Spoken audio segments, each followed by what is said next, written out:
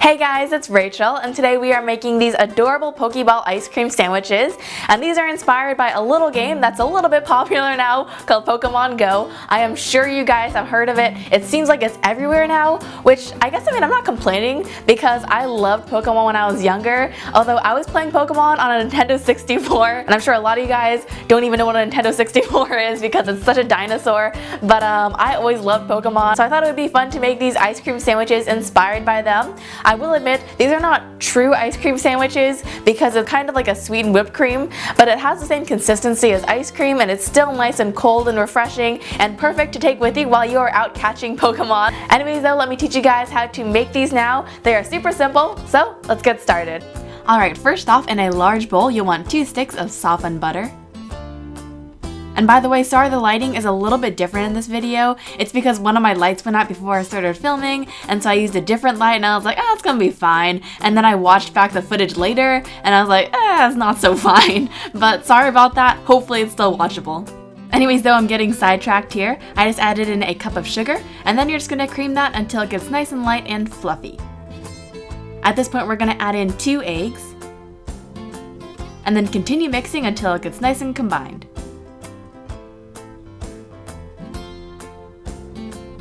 Then you're gonna add in 2 teaspoons of vanilla extract. This stuff smells so good. I wish I could drink it, but vanilla extract unfortunately tastes awful on its own. Luckily though, it is delicious in moderation, so we're gonna mix that through. Then we're gonna add in a healthy amount of red gel food coloring.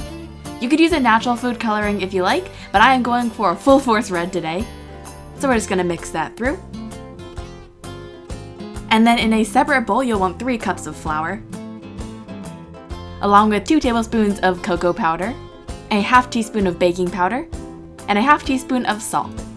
Then go ahead and whisk that through until it's nice and combined. Now we're gonna start adding this to our butter mixture. So I'm just gonna add in about half of the dry ingredients, and then mix that in.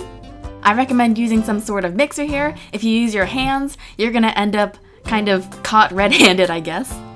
Then add in the rest of the dry ingredients, and mix it in. You should be left with a beautifully red dough. Now I'm just going to take half of this out onto some plastic wrap. Then you're just going to wrap it up nice and tight. The flatter the disc, the faster it's going to refrigerate. So as you might be able to tell, mine didn't refrigerate super fast, but no big deal. Then wrap up your other half, and then place these both in the fridge for about an hour until it's nice and firm. Once your dough comes out of the fridge, you want to roll it out relatively quickly. The dough will get soft again pretty fast, but it makes for a really nice soft sugar cookie in the end. So you're just going to roll that out on a generously floured work surface. If it seems like a lot of flour here, no worries, it's going to bake off in the end. I'm just going to cut out circles. Then peel off the excess dough, and you can re-roll that if you like. Then pop it onto a cookie sheet and bake at 350 for about 10 minutes or so. Once they come out of the oven, just transfer them to a cooling rack. And by the way, I got this beautiful blue baking sheet from TJ Maxx. Promise this isn't sponsored by them, but it was only like 8 or 9 bucks, which is amazing, and it's a great quality baking sheet too. So if you've got a TJ Maxx in your area, I definitely recommend. Anyways though, once your cookies have cooled, you're just gonna dip them halfway in white chocolate. Or you could use white chocolate candy melts, either one. Then you're going to take some white royal icing and just pipe a circle in the center. And if you don't want to make a whole batch of royal icing for this, no worries, just pick up some cookie icing from the store and it works great too. Then take some black royal icing and just pipe out that outline. Luckily, the Pokeball design is super simple, so if you're new to cookie decorating, this is the perfect recipe for you.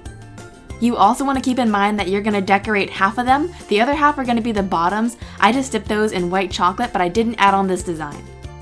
Now moving on to our ice cream, we're going to put 2 cups of cold heavy cream into a large bowl, and just whip that until it gets frothy. Then we're going to add in a half cup of white sugar, along with a 1/4 cup of powdered sugar, and a half teaspoon of salt. Then mix that until you get nice stiff peaks. I got the idea for this recipe from Entertaining with Beth. She has an amazing YouTube channel. I've always loved her videos, and she made soft serve ice cream sandwiches with the same kind of frozen whipped cream technique. I thought it was a fantastic idea, so big thanks to her. The best thing about this ice cream is that it won't melt right away, so you can pipe it out onto your ice cream sandwiches in a beautiful ruffle and it'll hold its shape. Then you're just going to add on the decorated Pokeball side on top, and repeat for all of your ice cream sandwiches. Then pop these in the freezer for a minimum of 2 hours, and that's it. Alright guys, our Pokeball ice cream sandwiches are finished now, and these look so adorable. This is something I would have loved when I was younger because I loved Pokemon and I loved ice cream and cookies too. And overall, it's just a really easy, delicious treat. And like I said, it is perfect to take with you while you're out catching some Pokemon. Anyways though, hope you guys have enjoyed this video. Don't forget to subscribe right up there if you haven't already. And also follow me on Facebook and Instagram at kawaiisweetwearld. And then also check out my website at kawaiisweetworld.com. And I'll talk to you guys all very soon. Bye guys!